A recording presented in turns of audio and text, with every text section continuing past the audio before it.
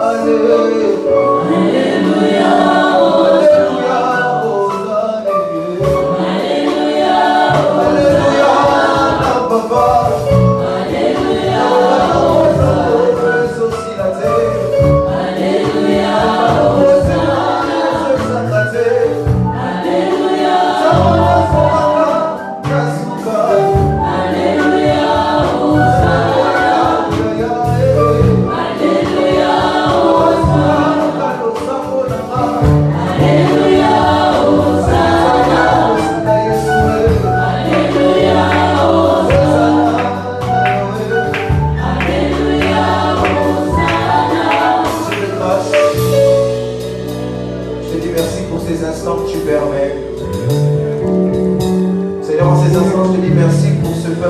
devant moi.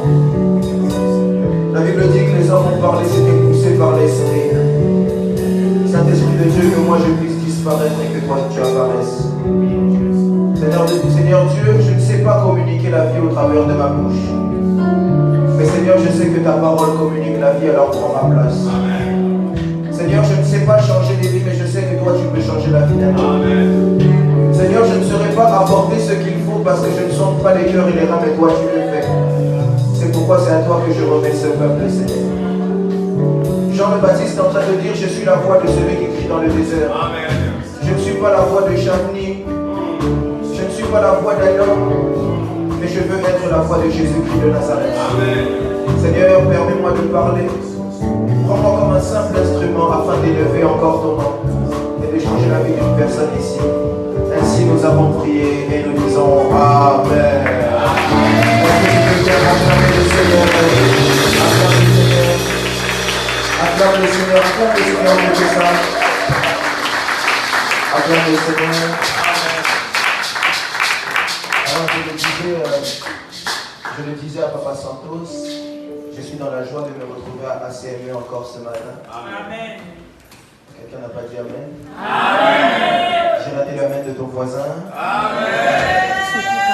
Je suis dans la joie de me retrouver à ACME ce matin. Amen. Mon corps pourrait dire que je suis fatigué parce que j'ai prêché déjà le matin à Paris à CFC.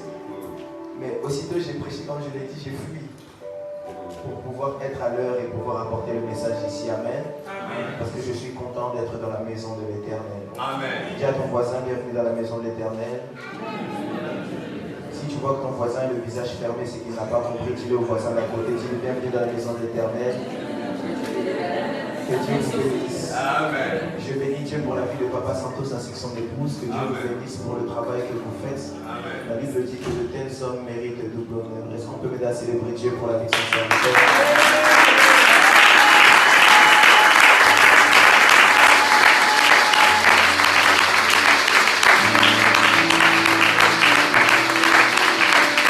Tu peux bien acclamer pour la vie de son serviteur.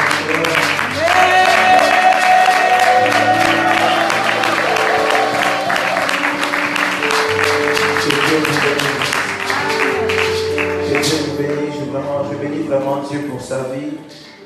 Vous savez, quand on a un père dans la maison, aussi beau qu'il soit, aussi bien habillé qu'il soit, même s'il a un bégaiement, même s'il est aveugle, même si on va même loin, disons que Dieu l'a rejeté, il reste très essentiel. Celui qui n'a pas de père n'a pas de repère. Celui qui n'a pas de père peut se perdre. Parce que même quand Dieu parle toujours par la voix d'un père. C'est pourquoi un homme du nom de Samuel, la Bible dit, il était couché là où l'arche de l'Éternel se trouvait. Donc en d'autres termes, il était couché dans la présence de Dieu. Mais lorsque Dieu lui parle par la voix de Samuel.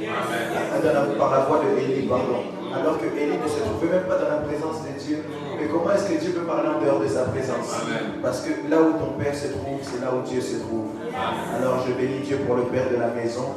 Je bénis vraiment Dieu pour le Père de la maison. Je bénis Dieu pour tous les hommes de Dieu qui sont là. Malheureusement, je ne connais pas le nom, vous m'excuserez, mais que Dieu vous bénisse. Évangéliste, j'avais retenu la dernière fois. Israël, évangéliste Israël. Pasteur comment? Matota. Est-ce qu'on peut m'aider à célébrer Dieu pour la vie de ça?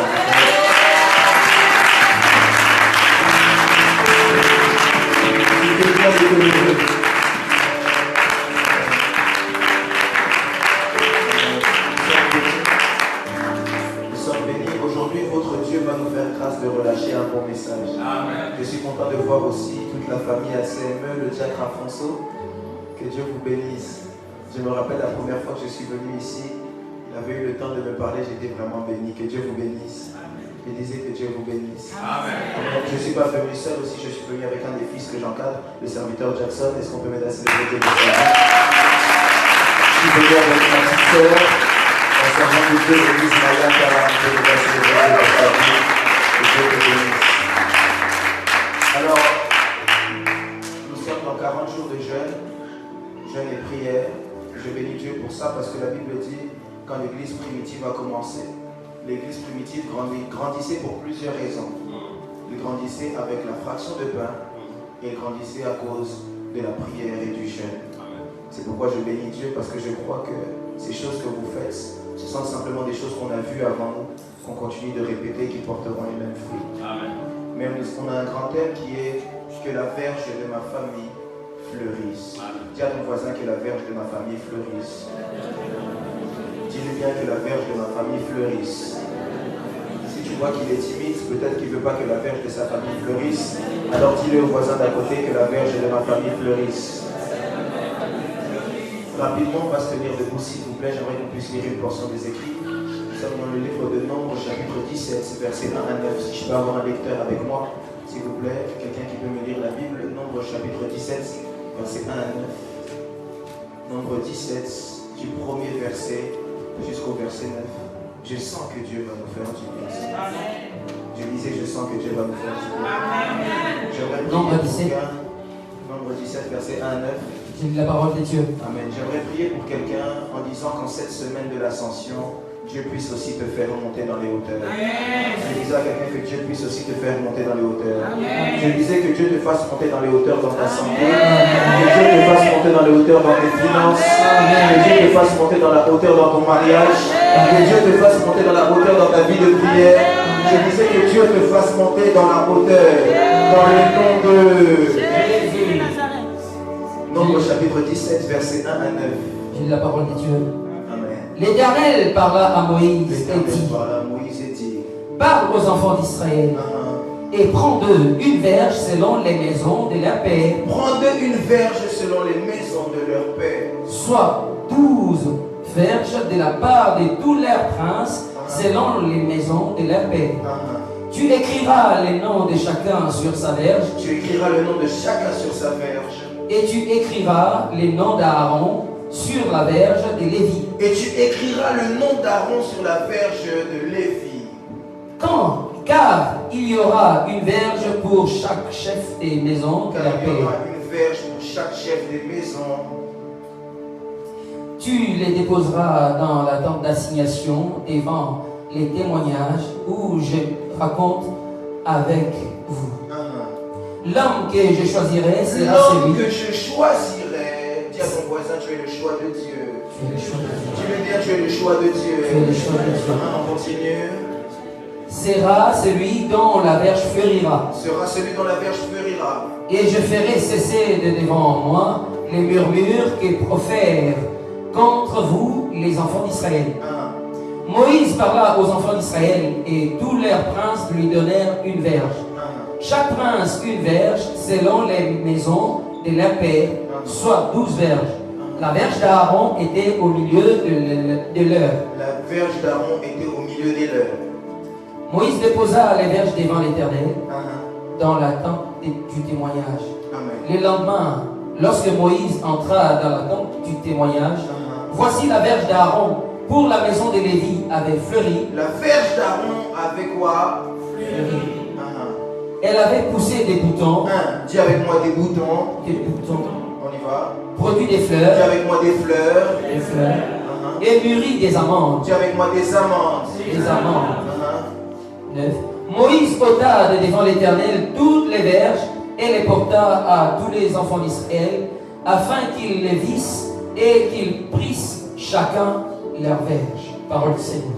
Amen. Je l'aime et je l'accepte. On peut s'asseoir. Que Dieu vous bénisse. Je dis à ton voisin que Dieu te bénisse. J'aimerais que tu puisses dire à ton voisin, j'aimerais que tu passes le mot à ton voisin. Tu vas devenir un peu comme mon traducteur. J'aimerais que tu puisses dire à ton voisin, ce matin, le prophète est venu en prophète. Pas simplement pour prêcher, mais pour prophétiser sur la vie de quelqu'un. Et la première prophétie que j'ai sur la vie de quelqu'un, c'est de dire à quelqu'un qui se trouve dans cette salle, je lève ma main droite comme ça. Toi qui es venu dans cette salle, qui respecte les 40 jours de jeûne et de prière, ma prière est que tu ne sortes pas de ces jeûnes comme tu es entré. Je prie qu'à la sortie de ce jeûne, que la verge de ta famille puisse fleurir. Quelqu'un ne m'a pas entendu, je disais que la verge de ta famille puisse fleurir. J'aimerais parler à quelqu'un qui se dit certainement depuis que je suis dans ce jeûne, je n'ai pas vu de différence. Je n'ai rien vu changer. Je n'ai pas vu une manifestation. Je suis en train de dire à quelqu'un, il y a des choses qu'on gagne en entrant. Mais si tu ne gagnes pas en entrant, tu peux l'avoir en sortant. Amen. Pendant que je suis en train de dire ça, Bartimée m'envoie un message. Et Bartimée me dit, lorsque Christ est arrivé à Jéricho, Christ ne m'a pas vu. Il a vu Zachée. Mais la Bible dit qu'à la sortie de Jéricho, Bartimée a rencontré Christ et sa vie est changée. Je suis en train de dire à quelqu'un, si en entrant dans ce jeûne, tu n'as rien vécu, je suis en train de t'annoncer qu'en sortant de ce jeûne, Dieu est sur le point de faire quelque chose pour toi. J'ai raté le amen de quelqu'un. J'ai encore raté le amen de quelqu'un. Je suis en train de prophétiser et de déclarer qu'à la sortie de ce jeûne, que Dieu fasse quelque chose pour toi. Que la verge de ma famille puisse fleurir. Que la verge de ma famille puisse fleurir. Lorsqu'on parle de ça comme ça, il y a beaucoup de choses qu'on peut se dire. Il y a beaucoup de choses qu'on peut témoigner, annoncer. Je ne veux pas être long, je suis venu prophétiser sur la vie de quelqu'un. Lorsqu'on parle de la verge c'est un bâton de berger. Ou en d'autres termes, c'est un rameau, une branche attachée à un arbre. Et ici, Dieu est en train de parler à Moïse. Et il dit à Moïse, tu vas prendre une verge pour chacune des familles et tu écriras leur nom dessus. Tu écriras le nom de chaque prince sur chacune des familles. Mais lorsqu'il s'agira de la verge de la famille de Lévi, parce que si vous devez savoir une chose, c'est que Israël est constitué de 12 tribus. Et les 12 tribus d'Israël ne sont pas des amis, ce ne sont pas des staffs, ou ce n'est pas comme on dit en anglais des mosiki. Les 12 tribus d'Israël en réalité représentent chacune des tribus. Normalement il devrait y en avoir 13, mais comme les juifs ne comptent pas les femmes, il y en a 12, parce que ça représente les enfants que Jacob a pu avoir. Quelqu'un m'entend ici? Amen. Et parmi les enfants que Jacob a pu avoir, il a eu 12 garçons et une fille du nom de Dina, pour ceux qui lisent la Bible. Alors vous remarquerez que chaque tribu, à partir de chaque enfant qui est sorti, chaque tribu a eu beaucoup de choses. Et j'aimerais même ouvrir cette parenthèse en disant à quelqu'un qui est peut-être comme Jacob, apprends à aimer ce que Dieu t'impose plutôt que ce que toi tu aimes. Quelqu'un ne doit peut-être pas comprendre pourquoi je dis ça. Mais je dis ça pourquoi? Parce que lorsque Jacob voulait faire le choix de sa femme, Jacob est parti vers ce que lui il aimait. Il a commencé à regarder à qui? À Rachel. Parce que Rachel était belle. Rachel avait tout ce qui pouvait sembler bon. Rachel plaisait à tout le monde. Rachel avait tout pour plaire. Alors que Jacob voulait aller vers Rachel, Jacob travaille pour Rachel. Et le jour, la nuit, Laban, au lieu de lui donner Rachel, Laban lui donne qui? Léa. Beaucoup de gens prêchent ça, même moi je prêche ça, que Laban est mauvais, que l'esprit de Laban c'est l'esprit de retard. C'est l'esprit qui nous assujettit. Mais quelque part, Laban était inspiré par Dieu. Parce que lorsque Laban donne Léa à Jacob, Léa n'est pas belle de figure, si vous lisez bien votre Bible. C'est pas ce qui intéresse les autres. Mais remarquez avec moi, ce que Léa donne à Jacob, ce n'est pas ce que Rachel donne à Jacob. Ce que Rachel donne à Jacob, Rachel donne Joseph et Benjamin. Or, Joseph est celui qui a fait emmener l'Égypte, les enfants d'Israël en captivité. On est tous ici à crier, je suis le Joseph de ma famille. Mais il est très important de savoir que c'est Joseph qui emmène la captivité d'Israël. Alors que Léa donne deux des plus grandes tribus d'Israël. La tribu des Lévi et la tribu de Juda. Parce que la tribu de Lévi, c'est la tribu des sacrificateurs. Et la tribu de Juda, c'est la tribu de la royauté. J'aimerais dire à quelqu'un, apprends à aimer ce que Dieu te donne plutôt que ce que toi tu cherches. Amen. Quand Dieu te donne une chose, il sait pourquoi il te donne ça. Je l'écrivais tout à l'heure. Je disais, là où Dieu m'emmène, je suis confiant, je lui fais confiance. Parce que là où moi je vais, lui, il vient de là. Et mon futur à moi, c'est son passé à lui. Je suis en train de dire à quelqu'un, là où Dieu t'emmène, il fait beau. Je disais, là où Dieu t'emmène, il fait beau. Et Dieu parle à Moïse et dit, chaque tribu, tu donneras un nom. Tu écriras le nom de la verge sur chacune des tribus. Mais Dieu fait une distinction. Lorsqu'il arrive à la tribu d'Israël, de Lévi, pardon, il dit, tu écriras le nom de Aaron. Quelque chose me choque ici. Pour toutes les autres tribus, Dieu n'a pas incité lequel nom on doit citer. Il a dit, tu écriras leur nom. Mais lorsque ça devient la tribu de Lévi, Il dit, tu dois écrire Aaron. Et là, quelque chose m'a intrigué. Et comment quelque chose m'intrigue, je vais rapidement dans l'hébreu. Alors, je suis allé dans l'hébreu. Et je suis parti chercher la définition de qu'est-ce que signifie Aaron. Or, Aaron en hébreu, Aaron signifie haut placé, brillant et éclairé.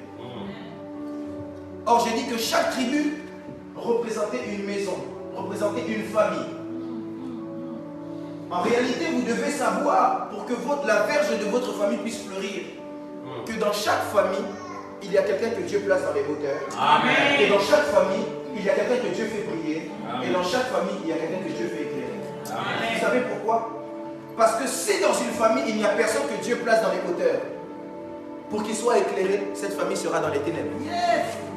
Si dans chaque famille, il n'y a personne que Dieu peut placer en haut, il n'y a personne qui peut briller.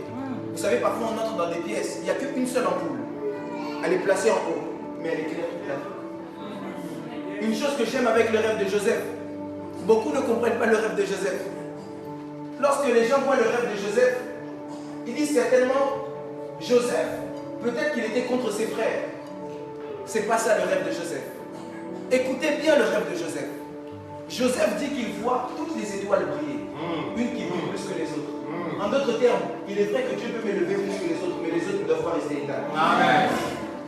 Il est vrai que Dieu peut m'emmener plus loin que les autres, mais dans ma famille, tout le monde doit briller. Amen.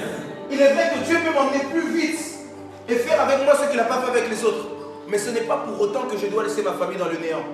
Je suis ici en train de prier pour quelqu'un. Que Dieu fasse de toi le haut placé de ta famille. Je suis en train de dire à quelqu'un que par toi ta famille puisse être sauvée. Je disais que par toi ta famille puisse être sauvée. Écoutez, quand Dieu permet que dans une famille quelqu'un puisse sortir, ce n'est pas pour les détruire. Dis à ton voisin Zamazana Boania. Dieu est tellement intelligent que lorsqu'il a pris Joseph et qu'il l'a éloigné de sa famille, ce n'était pas pour que les autres puissent rester dans la misère. Mais c'est parce que je le disais, là où on va, Dieu vient de là. Dieu savait que dans les années qui vont arriver, il y aura la famine. Et s'il n'y a pas un enfant de Jacob en Égypte, Israël sera affamé. C'est pourquoi Dieu s'est chargé. Il s'est débrouillé pour prendre une personne et l'emmener en Égypte. Pour le faire sortir, je suis en train de prier pour quelqu'un. Peu importe combien ta famille est dans le chaos, si Dieu te fait sortir toi, tu pourras faire sortir les autres. Si Dieu te fait sortir toi, tu pourras faire sortir les autres. Si Dieu t'élève toi, tu peux tirer les autres vers le haut avec toi. Si Dieu te prend toi, ce n'est pas pour que tu puisses te vanter et dire que je suis le seul qui est élevé dans ma famille. Mais c'est pour qu'au travers de toi, les autres aussi puissent recevoir quelque chose. Je suis ici en train de prier pour une famille. Je prie pour toutes les familles qui sont ici. Je prie que si Dieu élève une personne dans la famille, que ce soit pour tirer les autres vers l'avant. Je disais que ce soit pour tirer les autres vers l'avant. Je disais que ce soit pour tirer les autres vers l'avant. Si Dieu t'élève, ce n'est pas pour que tu puisses rabaisser les autres. J'aime une chose. Parfois, quand Dieu nous place dans certaines familles, on se dit, mais nous avons petit pourquoi est-ce que Dieu m'a laissé là? Écoutez, il est possible que Dieu vous emmène dans le chaos. Quand Dieu vous emmène dans le chaos, ce n'est pas pour que vous aussi vous soyez chaos. Mais c'est pour que dans ce chaos, vous puissiez vous lever comme un héros. Écoutez, j'aimerais vous dire une chose. La Bible me dit, Ézéchiel chapitre 37, la main de l'Éternel fut sur Ézéchiel et le ramène dans une vallée de soins desséchés. Si je serais à la place d'Ézéchiel, aujourd'hui on aurait dit, ah, d'autres oh, dans mon esprit des morts. Si j'étais à la place d'Ézéchiel, on allait déjà dire comme c'est là, non, qu'on faut la calamité. Mais ça, esprit des morts, faut tout ça, mais là-bas, combat spirituel.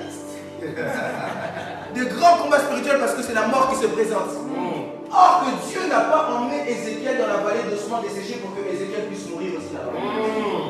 Dieu n'a pas ramené Ézéchiel dans la vallée d'ossements desséchés pour que Ézéchiel puisse aussi rester là-bas et demeurer. Écoutez, tu peux être dans une famille où rien ne marche. Dieu ne t'y a pas mis pour que rien n'y marche.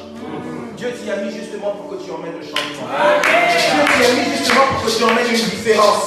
Dieu t'y a mis justement que par toi, tu puisses sortir un héros et que tu puisses sauver tout le monde. Écoutez, j'aimerais parler à quelqu'un qui est comme Gédéon. Gédéon, le problème n'est pas combien ta famille est petite. Le problème n'est pas quelle est ta place dans la famille. Le problème n'est pas combien la malédiction règne dans ta famille. Le problème, c'est qu'est-ce que toi tu peux faire avec Dieu. Le problème n'est pas combien personne avance. Le problème n'est pas combien de malédictions on a. Il y a une femme qui me disait dernièrement, papa, il faut que je prie pour ma famille. On ne n'est pas jamais 50 ans. Nous tous, dès que ça arrive au mois de décembre, on meurt. J'ai dit, c'est bien, c'est pas mauvais. Le problème n'est pas que tu puisses commencer à te lamenter de ça. Le problème, c'est qu'est-ce que toi tu dis maintenant de cette chose. Amen. J'aimerais parler à quelqu'un qui est comme Aaron. Aaron, c'est toi que Dieu a décidé d'élever. C'est toi que Dieu a décidé d'éclairer. C'est toi, Dieu a décidé de faire de toi quelqu'un de brillant. Est-ce que tu veux seulement briller pour toi ou tu veux aussi faire briller les autres? Amen. Est-ce que tu veux seulement briller pour toi ou tu veux emmener la différence dans toute ta famille? Je suis en train de dire ici à quelqu'un, c'est par toi que la différence entrera dans ta famille. C'est par toi que la différence entrera dans ta famille. C'est par toi que la différence peut entrer dans la famille. Amen. Le problème, c'est qu'aujourd'hui on rejette nos familles. J'aimerais dire à quelqu'un, Dieu est le Dieu des familles. Dieu est un Dieu des familles. C'est pourquoi si avant il avait des serviteurs, dans la nouvelle alliance, Christ a voulu changer les choses. Il a décidé de créer une famille. Si avant Dieu avait des serviteurs, ils étaient serviteurs de Dieu. Dieu a dit non, la meilleure méthode est que je puisse couper ce système, mais que je puisse faire entrer le système de famille. Le meilleur exemple c'est Christ. Christ est venu, mais quand Christ était à la croix, il représentait nous tous ses petits frères et petites sœurs qui étaient derrière lui. Je suis en train de dire à quelqu'un, Dieu est le Dieu des familles. Je dis Dieu est le Dieu des familles. Et Dieu ne veut pas que tu rejettes ta famille. Même si ta famille est remplie d'alcooliques, Dieu ne veut pas que tu rejettes ta famille. Amen. Même si ta famille est remplie de sorciers, c'est pas mauvais. Les sorciers peuvent se répandre. Je le disais quelque part, on n'est pas tous appelés à être pasteur, mais on peut tous être au moins le pasteur de notre famille. On n'est pas tous appelés à être des prédicateurs, mais on peut tous au moins être le prédicateur de notre famille. Je suis en train de prier dans le nom de Jésus-Christ de Nazareth. Que Dieu t'utilise pour bouleverser ta famille. Je disais que Dieu t'utilise pour changer l'histoire de ta famille. Je ne sais pas qui je parle, je pensais parler à une personne ce matin. Je suis en train de dire que Dieu t'utilise pour changer l'histoire de ta famille. Si c'est de toi qu'il s'agit, tu dis c'est moi. Et Dieu décide de changer les choses. Mais la chose qui me choque, c'est que Aaron ne se trouvait pas dans n'importe quelle famille. Aaron se trouvait dans la famille de Lévi. Or Lévi signifie attachement. Alors je pose la question à Dieu, Seigneur, pourquoi est-ce que dans les 12 verges, il y a simplement la verge de Lévi qui doit être émergée? Pourquoi c'est simplement la verge de Lévi qui doit fleurir? Et Dieu me répond, parce que Lévi est le seul qui est attaché à moi. Amen. Dieu me répond, parce que Lévi est le seul qui est attaché à moi. Écoutez, tant que tu ne seras pas attaché à Dieu, il te sera difficile de fleurir. Tant que tu ne seras pas attaché à Dieu, il te sera difficile de fleurir. Dis avec moi, on va faire un calcul prophétique. Dis-le bien, on va faire un calcul prophétique. Bon, des fois, j'ai des crises prophétiques comme ça. Alors, cette crise prophétique, je vais vous expliquer une chose.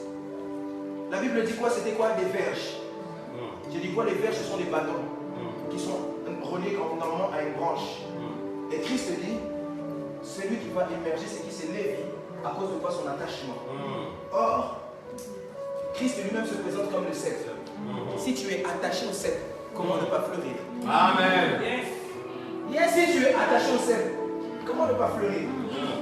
Le problème avec les autres, c'est qu'ils étaient restés des bâtons, mais qu'ils n'avaient plus de source. Parce que le cep, c'est la source. Et d'ailleurs, lorsqu'on parle de Dieu, on parle de Abba Père. Or, Abba, en grec, signifie quoi? Source. Pour fleurir, il faut être attaché. Le problème de ta famille, c'est que ta famille n'est pas encore attachée. Mais tu peux être celui qui fait le lien afin d'attacher. Est-ce que je peux vous raconter une vérité de la croix? Une vérité de la croix, c'est que la croix est le ministère de la réconciliation. La croix, c'est ça. Vous savez pourquoi? Parce que Christ à la croix nous a rattachés avec le Père, et Christ à la croix nous a rattachés avec nos frères et sœurs. Je suis en train de dire à quelqu'un, tu peux être celui qui va à la croix pour les autres. Quand Christ dit porte ta croix, il ne dit pas simplement porter ta croix par rapport aux souffrances, mais il te dit en réalité, rattache les gens autour de toi et rattache-les avec Dieu. Amen. Rattache les gens autour de toi et rattache-les avec Dieu. Rattache les gens autour de toi et rattache-les avec Dieu. Rattache les gens autour de toi et rattache-les avec Dieu. Tu veux que ta famille puisse fleurir, sois Lévi, ça c'est celui qui est attaché. Sois Lévi, ça c'est celui qui est attaché. Quelqu'un peut me dire avance prophète. Vous allez pas bien avance prophète. Je sens une déclaration venir ici. Et la Bible me dit que Lévi n'était pas le premier garçon de Jacob. Lévi n'était pas son deuxième aussi. Mais Lévi était son troisième. Or le chiffre 3, c'est le chiffre de la résurrection. C'est pourquoi j'aimerais ici dire à quelqu'un que tous ceux qui étaient morts en toi, si les autres bâtons étaient morts, si les autres verges étaient morts, la verge de Lévi ne pouvait pas rester morte. Parce que le troisième chiffre, c'est le chiffre qui vient ramener à la vie. C'est pourquoi je lève ma main droite. Je déclare dans le nom de Jésus-Christ de Nazareth que tous ceux qui étaient morts dans ta vie, à cause de ce message, à cause du Dieu de Papa Santos, que cela puisse reprendre vie dans ta vie. Je ne sais pas qui j'ai parlé, j'ai raté la main de quelqu'un. J'ai encore raté la main de quelqu'un. Je disais que ta vie puisse reprendre vie, que ta vie de foyer puisse reprendre vie, que tes finances reprennent vie, que ta vie de prière reprenne vie, que ta santé reprenne vie, que ton travail reprenne vie, que tes études puissent reprendre vie dans le nom de... Mais j'aime une chose, c'est que Dieu n'étant pas le Dieu du hasard, ne s'est pas arrêté à là. Papa Fabrice, Dieu allait même plus loin. Lorsque Moïse doit poser les vierges, Moïse ne pose pas la verge de Aaron n'importe où. Lorsque Moïse doit poser les verges, la Bible me dit que la verge de Aaron était posée où? Au milieu. Or le milieu, c'est la place de Christ. Et Christ étant jaloux, il ne peut pas permettre que quelqu'un soit au milieu à sa place. Alors en réalité, Christ est venu à la place. Il a pris la verge de Aaron et c'est lui qui a commencé à la faire croître. Si quelqu'un ne comprend pas quand je dis Christ est l'homme du milieu, à la croix Christ était où? Lisez Actes chapitre 1 verset 9 si je ne me trompe pas. La Bible dit, l'ange les apparaît, dit, le Christ qui était au milieu de vous. Christ est l'homme du milieu. Christ est l'homme du milieu. Quand la femme à la perte et la femme attrapant flagrant d'adultère vient, la Bible dit que les scribes et les pharisiens la placent au milieu. Et c'est pourquoi Christ est venu prendre sa place. Il s'est rabaissé comme elle. Il s'est abaissé, il a dit, si on t'humilie, moi aussi je me baisse. Pourquoi est-ce que Christ s'est baissé? Pas parce que Christ voulait être humilié, mais parce que Christ sait que si on t'humilie, il sera difficile pour toi de te lever seul. Alors que s'il descend avec toi, lorsqu'il s'élève, il s'élève avec toi. Je ne sais pas qui je suis en train de parler ici, mais je prophétise et déclare. Si on a pu t'humilier, je prie que Dieu puisse te restaurer. Je disais que si on a pu t'humilier, que Dieu puisse t'élever. Si on a pu te rabaisser, que Christ te prenne ta place dans le nom de... Et il dit, quand il me place au milieu, il dit, la verge qui fleurira, c'est celui que j'ai choisi. La verge qui fleurira, c'est celui que moi j'ai choisi. La verge qui fleurira, c'est celle que j'ai choisie. Mais la chose qui m'étonne, c'est pourquoi est-ce qu'il insiste qu'on place le nom d'Aaron. Là déjà, si on est un bon lecteur de la Bible, on va comprendre que Dieu avait déjà mis une différence. Pour les autres, il ne précise pas le nom qu'on doit mettre. Mais lorsqu'il s'agit de la verge de Lévi, Dieu précise le nom qu'on doit mettre. Écoutez, on peut tous être au même endroit, mais on est différents. Amen. On peut tous être au même endroit, mais ce que toi tu es, ce n'est pas ce que moi je suis. Amen. Écoutez, s'il y a la loi générale, il faut savoir qu'il y a aussi la lettre d'exception. En grammaire, on nous a appris ça. Tout mot qui finit avec AL, au pluriel devient quoi? AUX. Mais il y a des mots qui refusent. Il y a des mots qui disent, c'est vrai que vous, peut-être, vous allez devenir AUX, mais moi, je ne deviendrai pas AUX. Je peux vous donner un exemple de ces mots. Il y a un mot comme chacal. Vous pouvez le mettre au pluriel, ça ne deviendra pas chaco. Je suis ici en train de prier pour quelqu'un. Que Dieu te fasse entrer dans la ligne d'exception. Je disais que Dieu te fasse entrer dans la loi d'exception. Je ne sais pas qui je parle. Je ne sais pas qui je parle. Je disais que Dieu te fasse entrer dans l'exception. J'ai rappelé la main de quelqu'un. Que Dieu te fasse entrer dans l'exception. Écoutez, si pour eux c'était impossible, pour moi ça va devenir possible. Si pour eux ça ne marchait pas, pour moi ça va marcher. J'ai l'habitude de le dire. Dans le monde, il y a deux personnes avec qui le mot impossible ne fonctionne pas. La première personne c'est qui? C'est Dieu. Il dit que rien n'est impossible à Dieu. Amen. Maintenant la deuxième personne, je peux te dire c'est qui? C'est les enfants de ACME. Alléluia. Les enfants de ACME. J'ai raté le rêve en train de la salle aussi. Les enfants de ACM, ils ont quelque chose que les gens du dehors n'ont pas. Cette chose, ça s'appelle la foi. Ma Bible me dit tout est possible à celui qui croit. Je suis en train de prier pour quelqu'un ici, que les possibilités puissent toucher ta vie dans le nom de Jésus-Christ. Je ne sais pas qui je parle. Je ne sais pas qui je suis en train d'annoncer ces choses. Je suis en train de dire à quelqu'un, tu entres dans la loi de l'impossible. Si pour eux c'était impossible d'avancer, pour moi ce sera possible. Je m'entends avec quelqu'un. Si pour eux c'était impossible d'avancer, pour moi ce sera possible. Si pour eux c'était impossible de prospérer, pour moi ce sera possible. Je ne sais pas à qui je parle. Je pensais parler un homme de foi. Je pensais parler une femme de foi. Je déclare que tu entres dans la loi de l'impossibilité.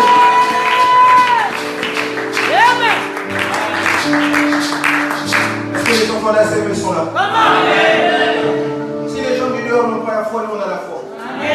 Alors à cause de notre foi, les autres ne fleuriront peut-être pas, mais nous on va fleurir. Même si on a dit ici à Évreux, il n'y a personne qui peut émerger. Je suis en train de dire à quelqu'un, à cause de ta foi, tu vas émerger. J'ai raté la main de quelqu'un. Je disais, à cause de ta foi, tu vas émerger. À cause de ta foi, tu vas émerger. À cause de ta foi, tu vas émerger. À cause de ta foi, tu vas émerger. Il te suffit simplement de croire. La Bible dit, ne t'ai-je pas dit si tu crois, tu verras la gloire de Dieu. Qu'est-ce que tu cherches? C'est quoi l'émergence? C'est quoi fleurir pour toi? Donne-lui la définition que tu veux. Chaque famille a des problèmes différents. Il y a des familles, papa, ils disent peut-être pour eux fleurir, c'est avoir beaucoup d'enfants. Il y a des familles, ils n'aiment pas forcément les enfants. Pour eux, fleurir, c'est acheter des maisons. Si pour vous, fleurir, c'est ça, prenez. Si pour toi, fleurir, je ne sais pas, c'est voyager à Dubaï, prends.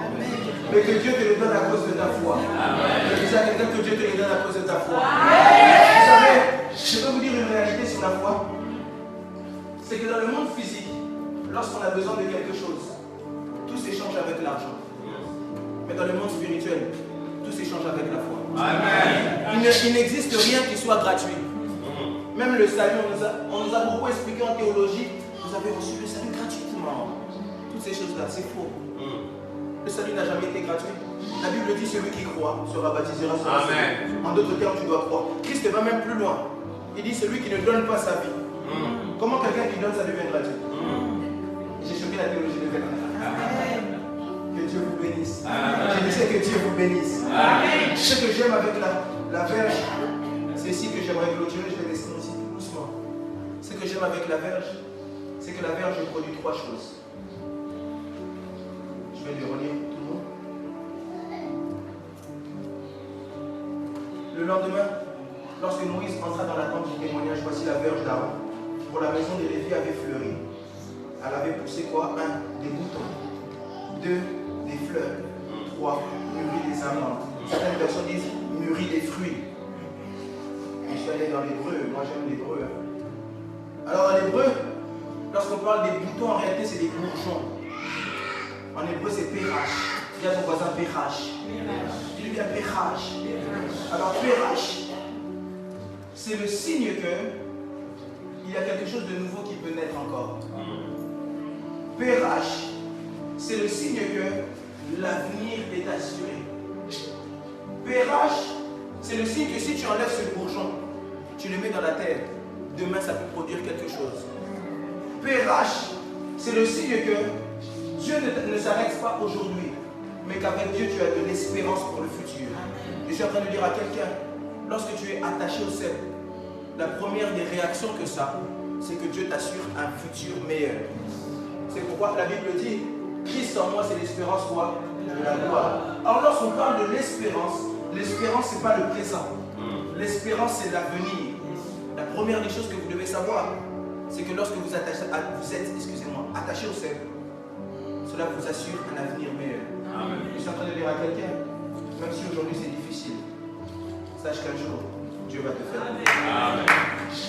Je vais dire à quelqu'un, même si aujourd'hui tu ne vois pas le jour, il est possible qu'un jour que Dieu puisse te faire du bien.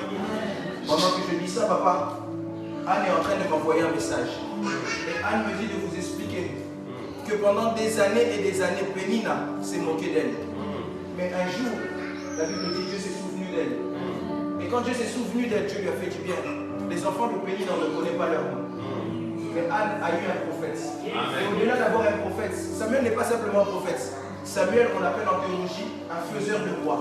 Parce que les rois sont venus par lui. Et c'est en train de dire à quelqu'un, quand Dieu se souvient de toi, Dieu te fait grâce. Et pendant que je dis ça, Elisabeth est encore en train de m'envoyer un message. Elisabeth dit un jour, alors que pendant longtemps nous avons prié, Dieu ne nous a pas exaucés. Mon mari Zacharie, la Bible dit, il est en train de servir Dieu comme il avait l'habitude de servir Dieu maintenant. Et un ange lui apparut et lui dit, Dieu s'est souvenu de tes prières. Je suis en train de dire à quelqu'un, il est possible qu'aujourd'hui tu ne vois pas, mais Dieu se souviendra. S'il y a un livre que Dieu sait ouvrir, c'est le livre des souvenirs. Et je suis ici en train de prier pour quelqu'un, je lève ma main droite. Que Dieu se souvienne de toi cet après-midi. Je disais que Dieu se souvienne de toi. Je disais que Dieu se souvienne de toi. Je disais que Dieu se souvienne de toi. Que Dieu se souvienne de toi. Et la deuxième chose qui est sortie, c'est les fleurs. En hébreu, les fleurs, c'est Tiri. Quand on parle de Tiri, cela fait référence à la brillance, à l'éclat, ou encore à l'odorat. C'est même... nous avons en corrélation avec un mot hébraïque qu'on appelle Shadan, signification de la grâce. Lorsque tu es attaché à Dieu, Dieu te donne l'éclat, Dieu te donne l'odorat et Dieu change ton atmosphère. C'est pourquoi vous allez remarquer une chose. Il est possible qu'en sortant d'ici, je vous annonce les choses qui vont arriver. Il est possible qu'en sortant d'ici, lorsque vous irez chercher du travail, si on cherche 10 personnes, trouve ça normal sur le point que toi. Quelqu'un ne m'a pas compris, c'est pour ça qu'il n'a pas dit. Il est possible qu'en sortant d'ici, que seulement des bonnes opportunités puissent commencer à se présenter à toi. Amen. Parce qu'une des choses que le parfum fait, si vous devez comprendre les parfums, le parfum ça attire, mais le parfum repousse aussi. C'est pourquoi vous allez remarquer, quand on parle des fleurs ici, ça attire, mais les fleurs vont aussi repousser. En sortant d'ici, je déclare et prophétise que tout ce que Dieu ne veut pas pour vous puisse aller loin de vous. Amen. Et que tout ce qui est bon pour vous, que cela puisse venir près de vous. J'ai raté la main de quelqu'un qui croit en ça. Lorsque l'éclat vient, l'éclat va faire que Joseph est dans la maison de Potiphar, mais la femme de Potiphar le cherche seulement. Lorsque l'éclat vient, vous allez voir que on va commencer seulement à regarder à vous. Vous ne comprenez pas. 2 personnes chantent bien, mais lui, il a une chose qu'on ne sait pas expliquer. C'est ce qu'on appelle l'éclat. Et l'éclat là, c'est l'atmosphère. Amen. C'est l'aura. C'est la chose qui fait que quand vous vous retrouverez dans un endroit, qu'on le veuille ou non, on fera attention à vous. C'est pourquoi un jour, alors que Satan vient de sillonner la terre, il arrive devant les fils de Dieu et Dieu. Et Dieu lui dit, qu'est-ce que tu as fait? Il dit, j'ai sillonné la terre. Ce qui me choque, Dieu ne dit pas, n'as-tu pas vu mon fils Jean? Mais il dit, n'as-tu pas remarqué mon fils Jean? Parce que les gens qui ont l'éclat, on ne les voit pas, on les remarque. Les gens qui ont l'éclat, on ne les voit pas, on les remarque. Ce sont des personnes qui deviennent directement particulières. Et c'est pourquoi, lorsqu'on a vu les verges, on a automatiquement remarqué que cette verge est en train de fleurir. Je suis en train de prier dans le nom de Jésus. Que ta famille devienne une famille d'exception. Je disais que ta famille devienne la famille qui donne l'exemple aux autres familles. Je ne sais pas à qui je parle. Je dis que ta famille devienne une famille modèle. Que ta famille soit la famille qui donne aux autres envie de devenir artiste. Que ta famille devienne une famille qui fleurit. C'est ça l'État. Mais il y a une troisième chose qui se passe. C'est qu'il y a des fruits qui sortent de la menthe. Je suis encore allé dans l'hébreu. Lorsqu'on parle des fruits, en hébreu c'est péri. Alors lorsqu'on dit péri, cela signifie que cela porte des résultats. Ça porte des récompenses. Et ça montre une certaine productivité. Combien de familles, il y a beaucoup de gens, on se le dise clairement, vous pouvez toucher l'argent, mais l'argent a disparu, vous ne savez pas ce que vous faites avec. Je ne produis rien. Est-ce que je peux vous choquer? Je peux vous choquer? Vous savez que devant Dieu, on ne sera pas simplement jugé en fonction de notre vie de sanctification. Mais devant Dieu, on sera jugé en fonction de notre productivité. Lisez la parabole des talents. La Bible dit, il en est de même. Quand Christ parle du jugement, il dit, il en est de même avec Harry de la parabole des talents.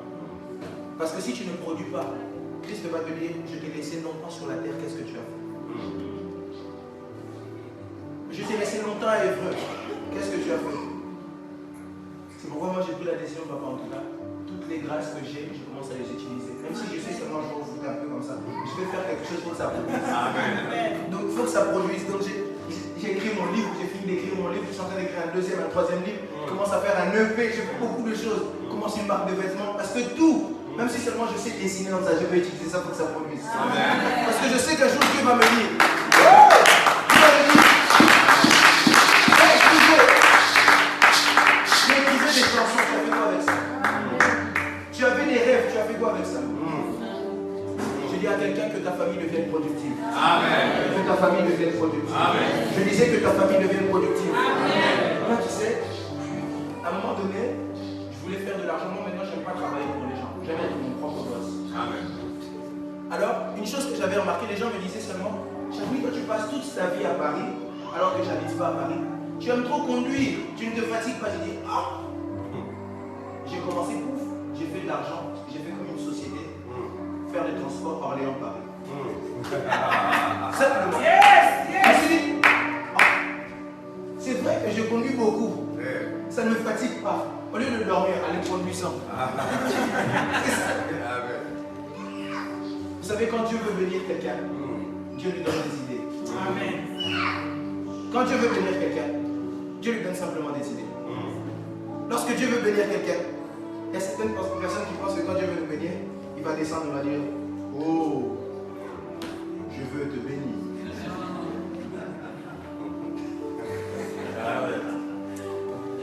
J'expliquais à quelqu'un que sans courage et sans audace, même si Dieu t'apparaît, tu ne pourras rien faire.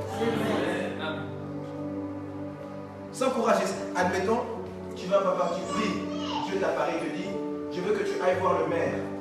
Tu lui dis, achète-moi une salle. Et il va te dire oui, c'est Dieu qui t'a dit, donc tu es sûr que c'est vrai. Mais toi tu arrives devant le maire, bon monsieur le maire, je voulais seulement vous saluer. Donc même si Dieu t'apparaît sans courage et sans audace, tu ne peux rien faire. C'est pourquoi les philosophes même ont dit, le plus grand pas vers l'évolution, c'est ce qu'on appelle le courage. C'est ce qu'on appelle le courage. C'est ce qu'on appelle le courage. Dis à ton voisin, sois courageux, gros. Sois courageux. Dis-lui, on va à quoi.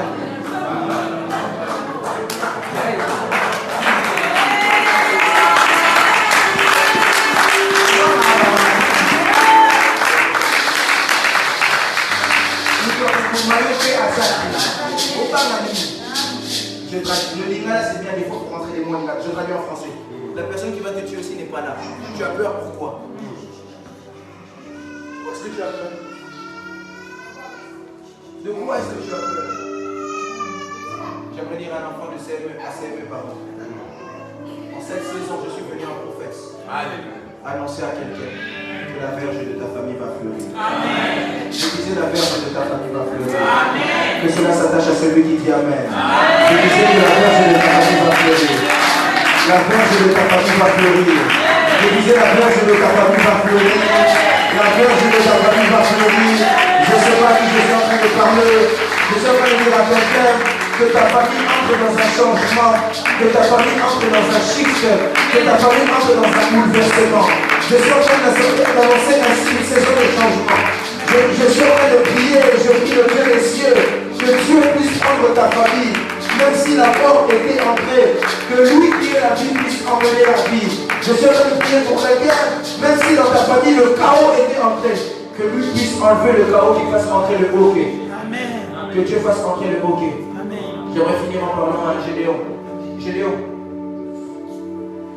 c'est toi que Dieu veut utiliser pour ce Amen. Après, lorsque Dieu vient parler à Gédéon, l'ange lui dit, Gédéon, l'Éternel est avec toi. Gédéon, comme il est trop pressé à répondre, vous savez, dans la vie, il y a des gens comme ça, surtout maintenant que je suis un peu pasteur, parce qu'avant j'étais seulement prophète. Je suis un peu pasteur, de fonction, je travaille un peu dans le pastoral. Alors, il y a des gens, quand il vient te poser des questions, il a déjà sa réponse. Il te répond seulement pour te répondre. Il n'a même pas écouté ce que tu dis. Alors, l'ange vient dire à Gédéon, Gédéon, l'Éternel est avec toi. Regardez la réponse de Gédéon. Ah, si l'Éternel était avec nous. Si j'étais l'ange, je vais dire à Gédéon, l'Éternel avec toi ou avec vous? Est-ce que tu m'as vraiment écouté? L'ange dit à Gédéon, l'Éternel est avec toi.